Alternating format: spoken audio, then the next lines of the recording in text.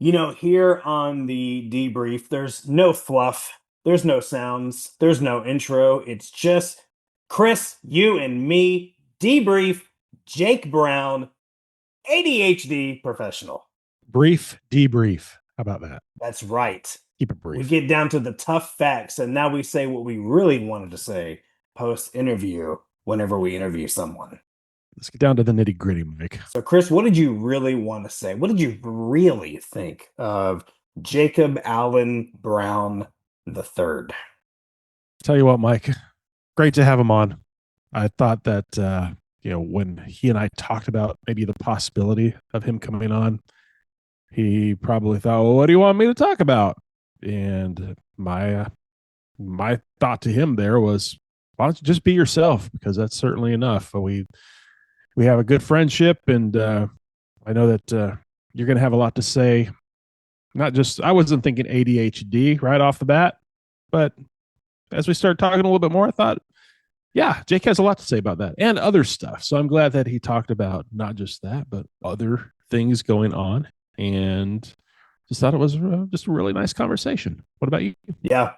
I appreciate somewhat. One, I think our interview was all over the place, no pun intended, and not because of Jake. I actually think we made it.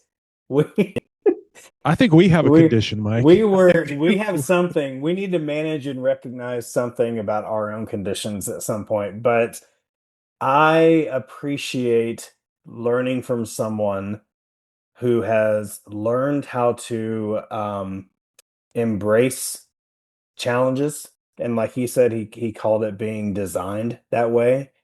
And not only did he learn it later in life, and not only has he embraced it, but now he's turning around and teaching it to other people and how to embrace it themselves. Yeah. I'm always fascinated by those conversations, and I love those types of people because they're out there making a difference. And so it always encourages me on, I don't know, on any day that I'm struggling with something. It doesn't have to be this overwhelming, negative, paralyzing thought. It Yeah. can be more than it can be harnessed for good, versus just thought of as a pain or something like Yeah. that. No, I think I get what you're saying there.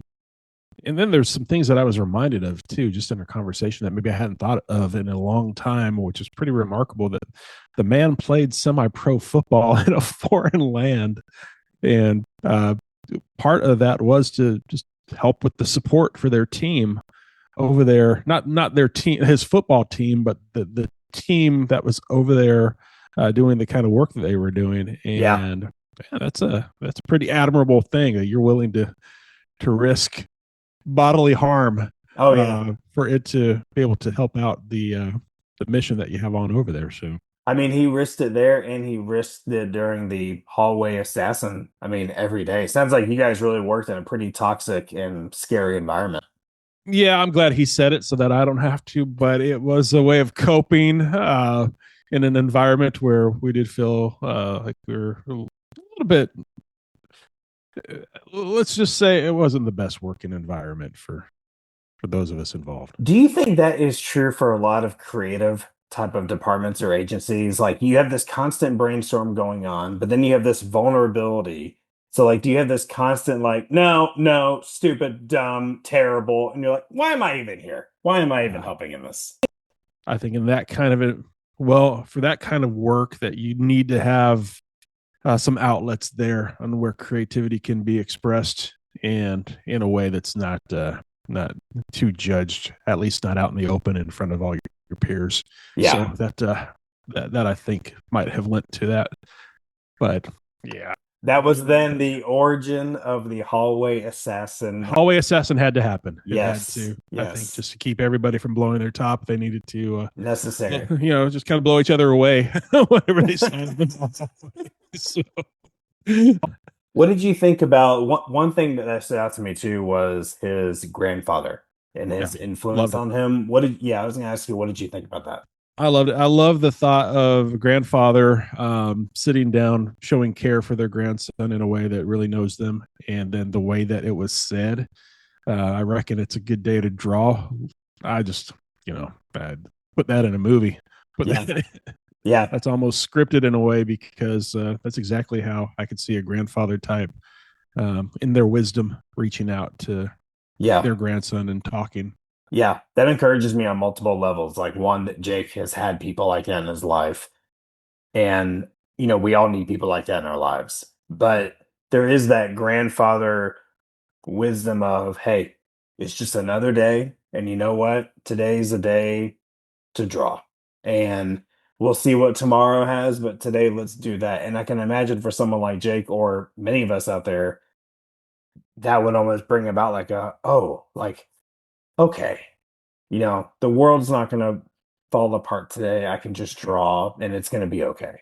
Kind of a thing. I think we need people in our lives to tell us, even verbally a lot, that, hey, it's going to be okay. Right. It shows the power of words in a lot of Hmm. way as well.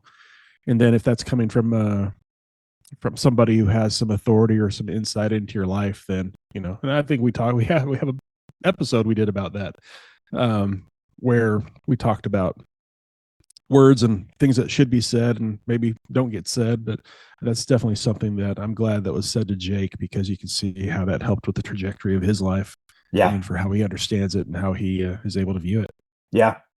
Yeah, I'm excited, looking forward.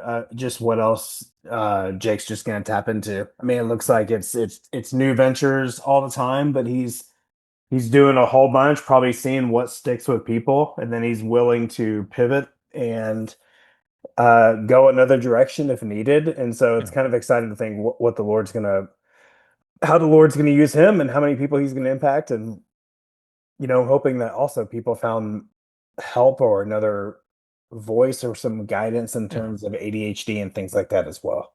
Yeah. One thing that I didn't like as much was the you're an eagle, you're a blue jay, and you're a crow. I don't think that's I don't think that that's very helpful to children. Telling the kid to But go sit back there with the booger eating kid and just do nothing with your life. exactly. Yeah. But yeah, Yeah. that's one thing that stood out that made me feel for him, to at least have some empathy in that. And you just hate to think of those kind of situations happening in kids that just don't have any idea of what's going on, and why they're being, put aside, for Yeah. the sake of others. That's just not a great feeling to wrestle with, and hopefully, Well, it's a good word because any of us could be like in a grocery store and we could hear a kid, having a meltdown or doing something. And the first thought, I mean, I can't speak for you, but sometimes the first thought in me could be like, "Oh, come on, like let's go, like come get a grip, kid," or like have think of the parent. What are they not doing? And you judge in this really sinful way. But also, what if it's not what you're thinking it is? yeah, Like, do we have a broad enough horizon and a vision to look beyond how someone presents and try to see what's really going on in their heart? yeah. I'm just kind of wondering if you like children in that scenario. No, no, no. I'm pretty It's sure you've been coined hard. as the one who But hates children. So, no, no, no, obviously, from no. what I just said, I am for children. Oh, Children are great. you've clearly Yeah. never judged anyone in the grocery store. You've never had a negative thought ever in your life, your mind. Not the kid's fault. It's not the kids. Not the Kim buttons. No, but yeah, I understand what you're saying there. One of the things that I think Jake helped us out with too is understanding low tides and high tides. Yeah, that was good. That's something that's stuck with me, or sticking with me, I would say. Yeah, I've asked some people actually since the interview, just their thoughts, and the high tide, low tide has stood out on. Am I even cognizant of those, like aware, and am I kind of taking stock and tracking where I am on something like that? So I think that's going to be a great tool for people going on. Sure, and I wouldn't say that ADHD is something that I'm wrestling with at this point, but I have taken that high tide, low tide that question to heart, I would say, and asking myself, well, I'm not feeling tremendously motivated here. Am I in a low tide? Yeah, When is my high? Anyway, it's just at least causing me to wrestle with it a little bit. yeah, it's good. So, Sweet. Any other parting thoughts for Jacob Allen Seifer Timothy Brown the fourth? I just appreciate him. I appreciate his love for baguettes and Nutella, and yeah, I'm excited to know that coming to my hometown is a new baguette place that strangely is featuring buffalo chicken on their advertising. But That's right. nothing says Paris, nothing says go to France like buffalo chicken. Nothing says debrief than buffalo chicken. That's it for us, everyone. You like saying buffalo chicken, don't you? I do.